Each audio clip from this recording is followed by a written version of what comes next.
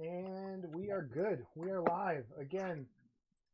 Hey, everybody. Welcome to our second interview of the day. I'm Jason Walker. Scott Johansson. Steve Riojas. And we have with us the amazing George Stephenson of Blackheart Enterprises. Models? What? Models. Okay. Actually, it's Blackheart Enterprises. Okay. Yep. So, George, we originally had planned a scheduled an hour. George is swamped with the contest. So we're going to shorten this up a little bit, do a couple quick stories, and let him get back to what he's doing. And we're going to come back with Anthony Mestis here in a little bit. So, George, thank you, first of all, for doing Wanta Fest. This has been, I think a real cathartic exercise for a lot of people here. And I think your contest, if you want to talk about your contest a little bit, the numbers, I think, are showing that exactly. Just give us an update so everyone kind of knows where you are, what's going on. So, for the registration period was supposed to start May 14th. And as soon as we posted, people started registering, sending money. And I was hoping that I was just hoping we'd have 50 or more people. And then right away we had 50 and 60. And I thought, okay, well, maybe if we hit 100, that'd be really cool. Well, we're at, I think we're just a little bit over 600. Oh my God. We already have 2,450 photos that we've uploaded. I've got another, this must be 90 photos that I got here ready to upload.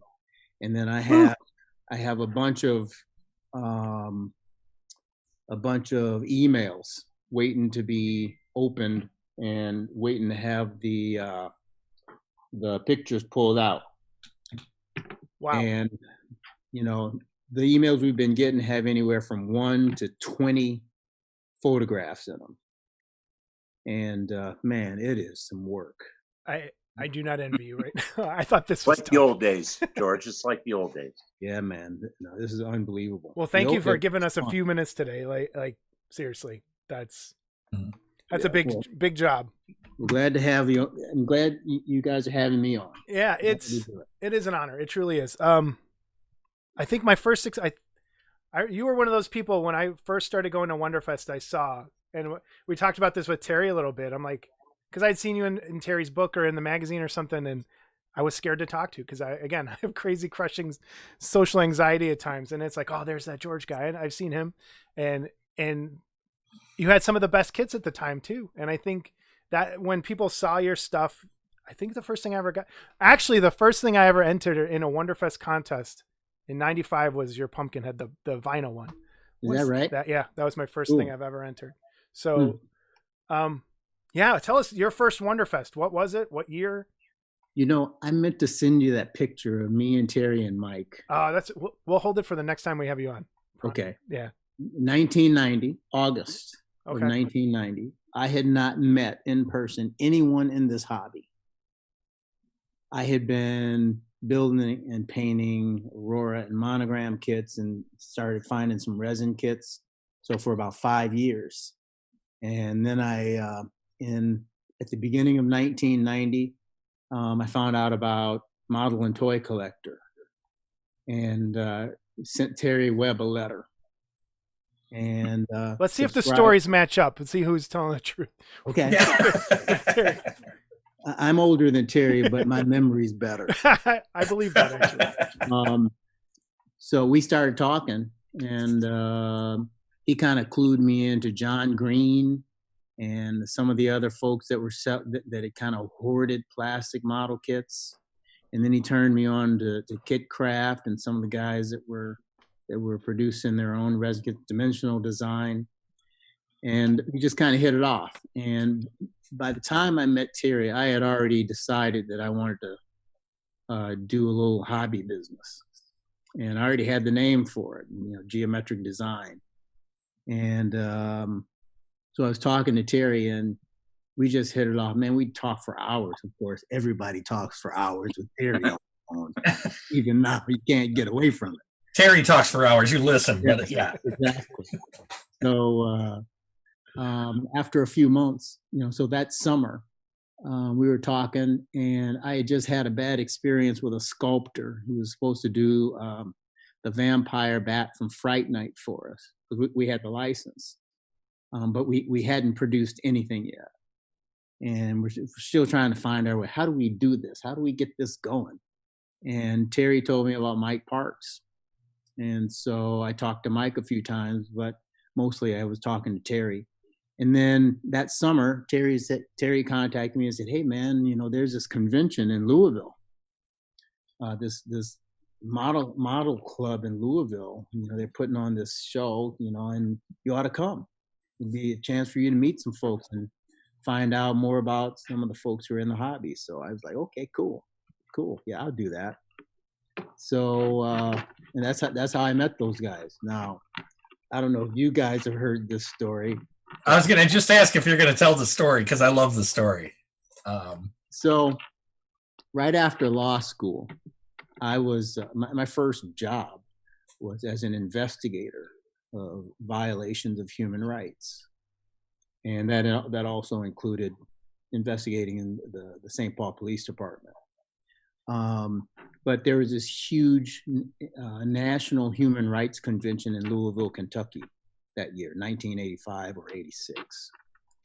And so all the investigators from my office were going to go there. And about 3 days before the convention, there was a huge story in the Louisville newspaper that it was discovered that there were Klansmen in the Louisville Police Department, a lot of them. And so we're about to go out there, and I'm thinking, I'm not so sure this is good. This is the best place to have a human rights convention. So anyway, but it was cool. It was totally cool. So there I am 5 years later, driving from St. Paul to Louisville to meet two guys that I've never met. I've only talked to them on the phone. We've never talked anything about social issues or race or anything. I knew Terry was white because I had seen pictures of him. I didn't know anything about Mike, and for all I knew, they didn't know that I was black. Yeah. So no big deal, right? So I'm driving, and when we hit Indiana, and if you're driving from Chicago to Louisville, along the highway there are these signs for different cities, small towns. I know. Whitesville. I know. Yep. Yeah. Or Whitestown. Whitestown. That's what it is. And my wife was white. And so we're driving, and I'm like, holy shit, what am I doing? I don't know these guys. I've only been to Louisville once, and Klansmen were in the police department. So, I was sweating. Seriously, I was concerned. So I get to the place, and the convention is already going. It was really kind of like almost like a little flea market. And I go in, and I'm looking for Terry Webb, and I see him. I recognize him right away. But I'm the only black person in the joint. But everybody's cool so far. And then there's a guy who's kneeling down behind the table where Terry's standing. They're sharing the table. And he stands up. I'm like, oh man, yeah, there is another brother here. It was Mike Parks. Oh, he saw his afro. Yeah, I saw his afro. I thought Mike was black. As a matter of fact, for years I thought he was black. He might be. You never know. Might have a little bit. Yeah, right. So, but that's how we met. And we hit it off and had a great time. And, the people there were just so cool. My wife loved it. Yeah, it was cool. That's really cool. And that was I'm pretty sure it was August, but 1990. Yeah, it was actually. You and Terry both have a good memory. It was August 4th, 1990. I pulled it up earlier. So, and it was just a one-day show. It was a Saturday, I believe. That's right. So it was fun. I got to meet those guys and met Lee Staten. And met a bunch of guys from Minnesota who were really, really into monster models. I thought I was the only one in town really into that until I found out about Terry Ingram, who runs Universal Monsters Army, or used to run it. Yep. So it was cool. It was fun. Good time. Terry mentioned Phil Kupka, who you are still working with to this day. I know. Yeah. Yeah, Phil actually came to work for Geometric, man. He used to make molds and sling resin, and we taught him to sling vinyl. And yeah, he was great worker. And he is, and he's a good guy too. Yeah, if you ask him, he'd tell you that it was the best job he ever had in his life. I'm gonna ask him next time I talk to him. Mainly because he got free monster models. Hey, that's a good gig. Yeah, that's good. That's how we all did business back then, right? That's right. I'll do it for a kit. Yep. Yeah. Thinking back, like if you think of all the Wonderfests you've been to, do you have a one that you're like that stands out? Like this was my show. This was the best one. If I think of Wonderfest, this is the one I'll think of for the rest of my life. Do you have one of those, or are they all kind of melded together at this point? Man, I'm too old. You know, the years meld together just like the shows. I do remember Ray Harryhausen coming by our table, and I got him to sign a couple of boxes. Our Medusa kit and our Cyclops kit with a gold pin. That was kind of cool. Yeah, that's awesome. Yeah, I'd say that's probably the most memorable one. Okay.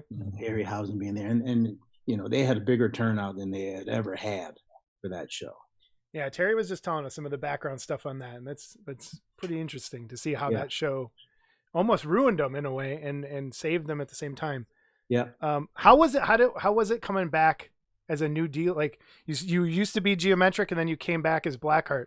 Was it cool to come back and show up again? Like, here's my new stuff. Here's what I'm doing. Were you nervous to relaunch? Kind of. I was wondering, you know, is this a good idea? You know, I mean, I was doing okay. I hadn't painted a kit in 6 years. When I sold Geometric, I was done with it because I was on the bench, and you know they didn't want me doing a business on the side, so I just kind of gave it up. But every now and then I'd hear from Mark Brokaw or Joe Simon. They'd be like, "Hey man, you know, you should come back. You should come back. You know, we can do some cool stuff together." And Joe was doing a lot of sculpting for Brokaw, and Brokaw had been molding for Geometric for a few years before I quit. But the thing for me, I was a little bit nervous that people would look at these life-sized pieces that hang on a wall and go, "What the hell is that? What are you kidding me?" Yeah. And you know, we had them for $190. They were like, I figured people would say $190. That's nuts. I'm not paying that kind of money for something like that. It's not even a whole head. So, but it you know, the show was pretty good. It was pretty good. But the next 2 years, man, I was like, why did I do this? This is dumb, because our stuff wasn't selling. It just wasn't. Wow. What made the difference was Dan Jorgensen had a bad experience with his airbrushing class, and I was like, why don't you use our stuff then? You know, I'll give you a good deal if you use our stuff, because I'm thinking I got to get people to realize that it isn't that hard to paint 1-to-1 scale. Mm-hmm. And if we turn people on to airbrushing, you know, that'd make it even easier. And so that was my angle. And the first time Jorgensen said, "No, we already got somebody lined up." And I said, "Well, think about us next year." And then the next year he did. They used 2 of our kits. And then Ken from Badger and I were thinking, man, it'd be great if he decided he didn't want to do the class anymore and we could just take over. Well, he decided he didn't want to do the class anymore. And so we took over. Yeah. And that made all the difference to our business. Cool. Because all these folks who would look at that big piece, big expensive piece, and say, "I don't think I'm good enough, and I'm not confident enough to do it," and then it'd be a waste of money. And our classes were like, "We're going to show you that you're wrong about that." And Steve Riojas, you did the very first class that was really a Blackheart Badger class. Monster Palooza? That's right. Yeah. That's right. Did we do the Thing or did we do Frankenstein out there? The Thing. I think it was the Thing. Okay. I'm gonna post a picture from that class. The way we had the class set up before we let anybody in. Do you remember what that looked like? No, I don't. You're gonna crack up when you do. He's wearing a face mask like all these people are wearing right now. Oh, Yeah. he saw the I future. meant to post it the last few days and say even the Thing knows you'll be wearing a mask. Yep. It was a good class. I remember that. There was a lot of excitement. It was you and Kelowna. Was you and Dan? Me and Kelowna, yeah. Yeah. Yep. Yeah. It Always was, got to hold his hand. No, I'm just tell him kidding. later. Yeah. Yep. No. Yeah. He'll be on later, on and later. you can We'll tell get him him. that. Yeah. Oh, yeah, man. No, it's So it was fun. It took a little while before it really became comfortable and fun to be back. The first couple of years, we really weren't selling much. Yeah. what's the your future, best-selling? Go ahead, Oh, Steve. I'm sorry. Go ahead, Steve. What's your best-selling head? It's got to be, well, if you don't count the pre-paints, it would be Frankenstein, Medusa, and the Bride. Those three. Yeah, makes sense. We just constantly sell. And Medusa, she's our oldest one. I'd say the best seller probably is the Bride. Yeah. I got a good. Oh, go ahead, Steve. George. When I don't know when it was, I brought this kit into Wonderfest, and it was the vinyl pumpkin head, and I cut the wings off and made it look like the original, and I put it on this big hill with pumpkins all over it and entered it in the contest. And I don't know what I got for it, but I was just walking through the room, and George comes up to me and goes, "You did that pumpkin head?" I go, "Yeah." And he goes, "I won it." And I go, "All right." He goes, "Come on over to the table." And so I'm going, "Wow, what do I do? I never sold anything like this." And he goes, "How about a shitload of kits?" And I go, "Yeah, okay, I'll take a shitload of kits." And so I started grabbing stuff left and right. And he goes, Hey. You're lying. You're making that up. No, you didn't do that part, but you were very generous. It was a good deal. Do you still have that thing? Yes, I do, man. It's in great shape. All right, That is good. cool. In a special place. We'll let you go here in a second. Future I had shows. a quick one for him Go that ahead, would Scott. maybe be pertinent. So, George, when did you decide, or what made you decide? And I know your time's limited, so if you could give us a quick synopsis, I guess, to go from the full size big heads to now you're doing the miniatures and the smaller quarter scale, but you've also really got a nice line of miniatures, and that Star Trek stuff I really like a lot. Those last 4 you just did, those are really nice. What made you decide to do that, and how is that work? I mean, are those selling good based on just because it's a better price point and size for people, or is it a different market? Well, I think you gotta be looking ahead, and most of our customers are older guys, and they ain't gonna be around a whole lot longer. I mean, and we hear about people that we know dying, every other month, right? Yeah. Right. But and so I was thinking, how do we get younger people or just new people into this? You can't be with a $200, $250, $300 kit. That's not going to be, it's just not going to work. And so there was that Chicago show. Remember the Chicago? That Hobby Expo one that Yes, that was down at right off Michigan there. Yeah. Yep. And so we got a table there, and I knew that the big stuff probably wouldn't sell there. And so I figured, I don't own the Micromania figures anymore. Otherwise, I do those. But let me find something else. So we came out with 4 Micromania busts. They were historical because I knew that show would be about historical. And we did take some of our big stuff because we figured that'd get people's attention. And then maybe they'd come over and buy the little stuff. And man, it was cool because people would walk by the table and go, "Oh, wow, look at that. Vlad the Impaler. Huh, how much is that? $20? Oh, let me get a couple of those." Yeah. It was just like that. And I thought, okay, that's the price point. And if we do the right characters, we could do something with this. So I went walking around at that show. There was nobody there doing monsters. Nobody.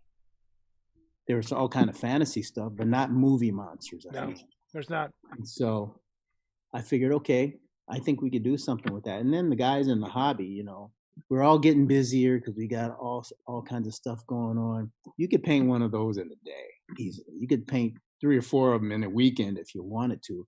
You can't do that with one of our big kits. No. And so I just figured, you know, let's diversify a little bit, see if we can attract some more people. But the other thing I learned at that show, I met a bunch of folks who were into miniatures and gaming. And let me tell you, man, that's a much deeper, more active, more social group community than what we have. Yeah. Mainly it's because they play with their stuff. Yeah. Well, some of them. I Yeah, have right. so many that are sitting there. So that's kind of how I did it. And the first miniature show I went to, I had a booth with Badger out in Dallas at ReaperCon about 4 years ago, and it was so inspiring. It was just such a cool thing. So we're at our booth, and they opened the door to let people in, and the room where this event was held was probably as big as the whole Wonderfest vendors room. And people started coming in, and all around the edges of that room are these tables set up for artists that they fly in to do demos and to just be there painting stuff and to answer questions. And so, you know, everybody's going up and talking to them and looking at what they're doing. But when they open the doors, these people start coming in, and they got backpacks and they got suitcases and they got little, luggage things, on the wheels. And I'm like, what the heck is going on here? And they come in the middle of the room for several dozen really big round tables. And so they go to those tables, they sit down, and then they start pulling the stuff out of their backpacks, paint, little figures, gaming boards, terrains.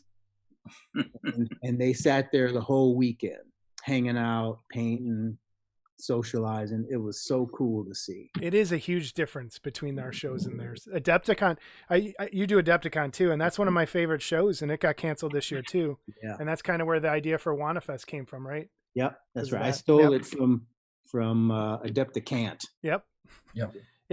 That show, like if anyone ever gets a chance to go to a miniature show or a gaming show, the work there is amazing. The people are amazing.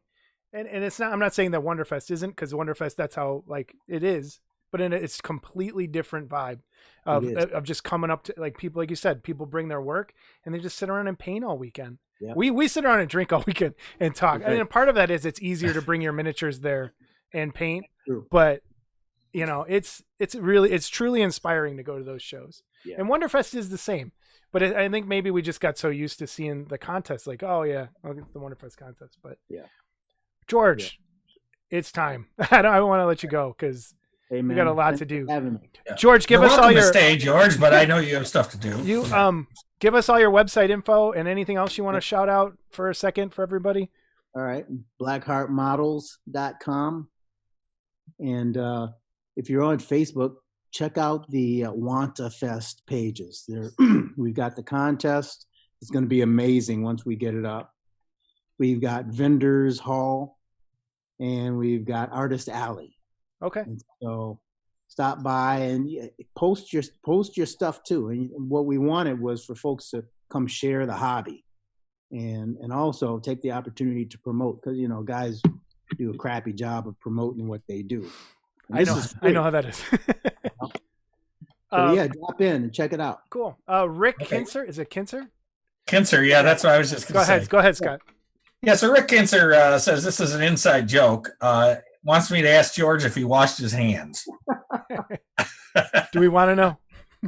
Well, I told him, when they were talking about social distancing, I'd sign off emails saying, hey, don't go around touching people in the face.